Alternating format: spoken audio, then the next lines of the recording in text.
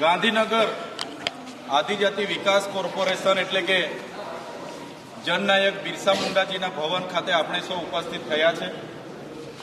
બિરસા મુંડા ભવન ખાતે આપણને બધાને એટલા માટે દૂર દૂરથી આવીને ઉપસ્થિત થવું પડ્યું કે આ ભવનમાં બેસનારા અધિકારીઓ, હું બધાની વાત નથી કરતો, પણ કેટલાક અધિકારીઓ એવા છે, એમની માનસિકતા એવી છે કે જેટલું સરકાર કે એટલું જે પોતે કરે છે। કેટલાક અધિકારીઓ તો એવા છે કે સરકારને સલાહ આપીને સૂચના આપે કે આમ જ કરવાનું તેમ જ કરવાનું, મંત્રીઓને પણ નથી કાઢતા।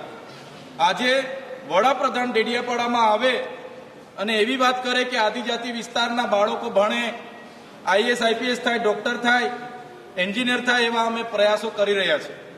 અને 24-25 એટલે કે ગયા વર્ષે જે પણ આદિજાતિ વિદ્યાર્થીઓ ઉચ્ચ અભ્યાસ, મેડિકલ હોય, સિવિલ હોય, diploma, degree, MSc, BSc, PTC, BA, BEd, MSW, BSW, pharmacy જેવી તમામ અભ્યાસક્રમો માટે જેમણે એડમિશનો લીધા એવા મેનેજમેન્ટ કોટા અને વેકેન્ટ કોટાના 60,000 વિદ્યાર્થીઓની સ્કોલરશીપ આજે અહીંથી જમા નથી થઈ। આ યોજના 1/7/2010 ભારત સરકાર પુરસ્કૃત યોજના હતી। આ યોજનામાં ભારત સરકાર 75% હિસ્સો આપે અને રાજ્ય સરકાર 25% હિસ્સો આપે। ત્યારે ગયા વર્ષે પણ અહીં જ આવ્યા હતા, કમિશનરશ્રીને વાત કરી હતી, મંત્રીશ્રીને વાત કરી હતી અને પછી અમે વિધાનસભામાં પણ એની રજૂઆતો કરી હતી। વિધાનસભામાં મારી રજૂઆતો હતી એ દિવસે આ જ સવાલને લઈને વિધાનસભા ગૃહમાં મને સસ્પેન્ડ કરવામાં આવ્યો હતો। બાદમાં અમે વિધાનસભાનો ઘેરાવો પણ કર્યો હતો અને જ્યારે ગુજરાતમાં કન્યા કેળવણી અને જ્યારે શાળા પ્રવેશોત્સવનો કાર્યક્રમ હતો એના પહેલા અમે સચિવાલયમાં આવીને મંત્રીશ્રીને મળીને, સીએમ સાહેબને મળીને અમે કીધું કે આદિજાતિ વિસ્તારોમાં અમે કન્યા કેળવણી અને શાળા પ્રવેશોત્સવના કાર્યક્રમોનો બહિષ્કાર કરીએ છીએ। કેમ? એમણે પૂછ્યું કેમ? તો મેં કીધું અમારા 60,000 વિદ્યાર્થીઓની પોસ્ટ મેટ્રિક શિષ્યવૃત્તિ તમે બંધ કરી એટલે તમારા આવા પ્રકારના તમામ કાર્યક્રમોનો અમે બહિષ્કાર કરીએ છીએ। ત્યારે એ લોકોએ 24 જૂન 2025ના રોજ તાત્કાલિક એક પરિપત્ર બહાર પાડ્યો, અમને પણ આપ્યો અને કીધું કે અમે દિન 15 અને મહિનાની અંદર 60,000 વિદ્યાર્થીઓના ખાતામાં પોસ્ટ મેટ્રિક શિષ્યવૃત્તિ જમા કરી દઈશું। પણ 26, 27 અને 28 3 દિવસનો કન્યા કેળવણી શાળા પ્રવેશો પૂરો થઈ ગયો અને એ જૂન મહિના પછી આજે 5 મહિના થઈ ગયા, એક પણ વિદ્યાર્થીઓના ખાતામાં એક પણ રૂપિયો સ્કોલરશીપ આવી નથી અને 25-26નું વર્ષ પણ હમણાં 1 મહિનામાં પૂરું થઈ જવાનું છે। ત્યારે આદિજાતિ વિકાસ વિભાગ આદિજાતિના વિદ્યાર્થીઓના અભ્યાસ માટે પૈસા જે બને છે, ગયા વર્ષનું બજેટ 3,410 કરોડ રૂપિયા હતું, આગલા વર્ષનું બજેટ 24-25માં 3,410 કરોડ હતું, આ વર્ષનું બજેટ 5,000 કરોડથી પણ વધારે છે।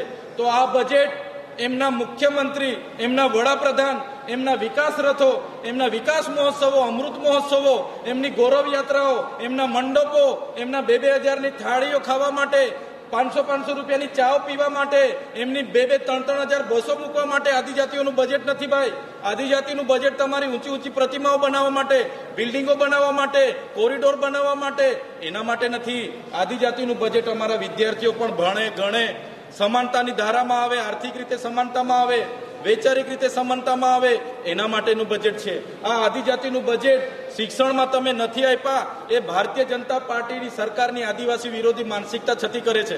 અમારું આટલું બધું બજેટ કામ વાપરો છો તમે? અમને હિસાબ આપો। 3,410 કરોડ 2024નું અમારું બજેટ છે, કામ વાપર્યું છે એનો હિસાબ તમારે આપવો પડશે। 2025નું બજેટ સત્રમાં અમારા 5,000 કરોડ રૂપિયા હતા, એ તમે કામ વાપરો છો એનો હિસાબ આપવું પડશે। આજે આ વિદ્યાર્થીઓના 600 કરોડ માત્રની જોગવાઈ કરવામાં તમે અમને કહો છો કે બજેટ નથી, ભારત સરકારમાં વાત કરવું પડશે, તો અમારા કરોડો રૂપિયા બજેટ તમે કામ વાપર્યું છે।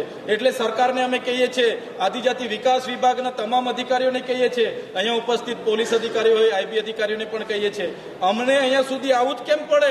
આટલા બધા વિદ્યાર્થીઓને આવું જ કેમ પડે?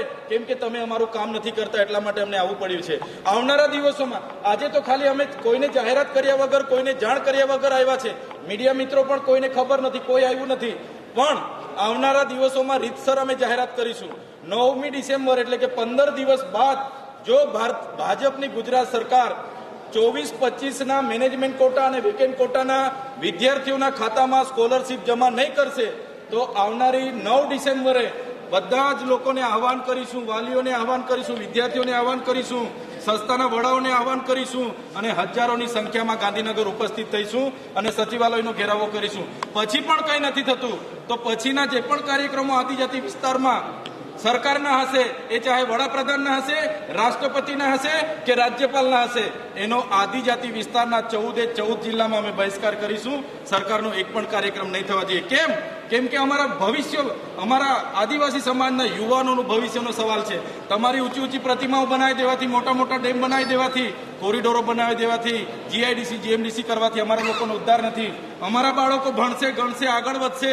આજે શાળા નથી, શિક્ષક નથી, એની વાત તમે કેમ કરતા નથી? આજે ગુજરાત મોડલની મોટી મોટી વાત કરો છો. આદિવાસી વિસ્તારમાં કુપોષણ છે, એના માટે કેમ તમે કરતા નથી? આદિજાતિ વિસ્તારમાં સિકલ સેલથી બાળકો પીડાય છે, એની વાત કેમ તમે કરતા નથી? ત્યારે આ બધી બાબતોને આવનારા દિવસોમાં ઉજાગર કરીશું, લોકોને જાગૃત કરીશું અને સરકારને પણ કહેવા માંગીએ છીએ, અમારું બજેટ અમારા લોકોના ઉપયોગ માટે, શિક્ષણ માટે, આરોગ્ય માટે વપરાવું જોઈએ, નહીં કે તમારા તાઇફા માટે અમારું બજેટ વપરાય.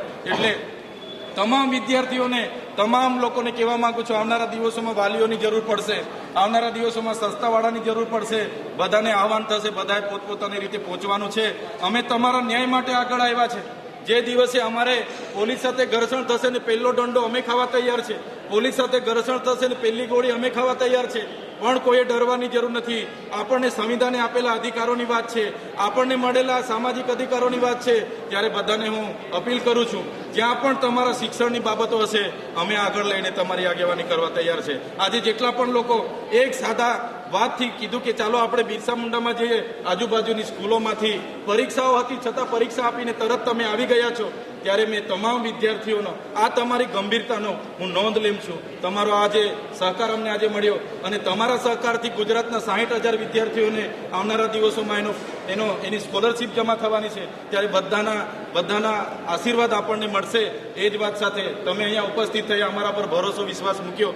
આપણા સાહેબશ્રીએ આપણને 15 દિવસ પછી તમારે આવું નહીં પડશે, અમે કરાવી દઈશું એવી બાહેધરી આપણને આપી છે.